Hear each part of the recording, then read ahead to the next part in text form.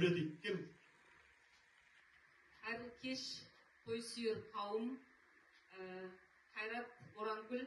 Бүгінгі мынау жастарға арналып жасалып отырған тойларыңыз құтты болсын.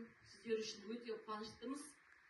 Бір кезде барлығымыз Әпен атамызбен Ұзада әпкеміздің үйінде жаңағы ойнап, Әпен атамыздың әңгімесін тыңдап бірге өскен едік. Енді міне ұл қыздарды үйлендіріп, осындай үлкен қуанышта кездесіп отырмыз. Енді осы қуанышқа орай өлең жолдарын шығарған едім, соны оқып берейін. Қуанышым бөлелер, жұбанышым бөлелер, қуанышқа бөлеңдер, жұлдыздарым бөлелер. Өмір жолы ұзын емес, қысқа жол, ата-анаңа, ағайынға жақын бол, бата берсін қариялар жайып қол, ақ ниетпен жайылды дастархан мол.